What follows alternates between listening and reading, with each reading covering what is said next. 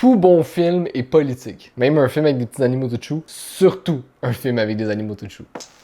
Bon, vite de même, le dernier Disney Pixar qui est sorti, Sauteur ou Hoppers en anglais, ça pourrait avoir l'air d'un autre film environnemental où est-ce que la morale c'est simplement wouhou, sauver la planète les jeunes. Mais mon problème avec ce genre de message-là en 2026, c'est que ça peut être perçu par certains au mieux comme quelque chose d'utopiste, ou à l'inverse, quelque chose de tout simplement décourageant. Parce que je pense aux citoyens moyens qui posent plein de petits gestes pour la planète, comme recycler son pot de yogourt, admettons, mais qui voient aussi les grosses industries qui polluent à tout va sans vraiment avoir de répercussions. Et heureusement, dans ce film-là, c'est pas ce qui est arrivé. Parce que Hoppers, il réussit à faire passer le message, c'est-à-dire sauvons la planète, mais sans que ça a l'air déconnecté.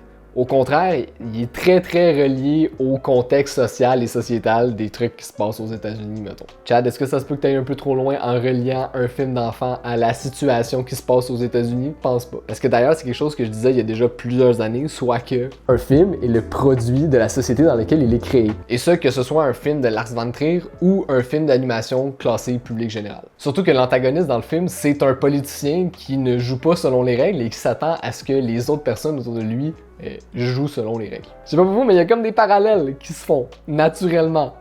En tout cas, bref, heureusement, le dernier acte du film se détache complètement de ce message-là et on n'est pas dans un conte de fées où est-ce que tout se règle par le pouvoir de la magie et de l'amitié. Parce qu'on se rappelle, c'est seulement au moment où est-ce que le problème devient potentiellement néfaste pour tous les parties, donc c'est-à-dire Mabel, les humains, les mères, les animaux, que l'on commence peut-être à réaliser qu'il y a un problème. Donc, en gros, dans le film, rendu au moment où est-ce que, attention du vulgacheur, il y a le gros feu de forêt, on est au point où est-ce que la situation s'est tellement envenimée qu'il n'y a aucune résolution douce qui est possible de faire.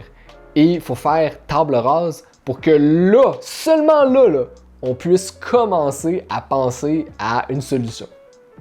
Et je sais pas pour vous, mais avec la situation tendue aux États-Unis présentement, mais tout progresse tellement vite qu'on va peut-être être rendu à parler du Groenland quand cette vidéo-là va sortir.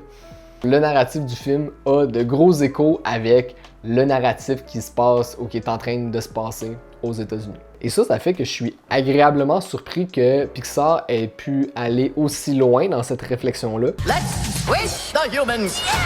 Wait, squish? Mais tout en proposant un film qui est drôle, qui est émouvant par moments et qui va quand même plaire autant aux jeunes qu'aux plus vieux. Donc si vous aussi vous avez vu le film, je veux savoir, est-ce que vous avez ressenti ça? Qu'est-ce que vous en avez pensé? Toujours dans le respect, évidemment. Si tu n'as pas vu le film, lance-toi pas dans un débat avec Tijan dans les commentaires.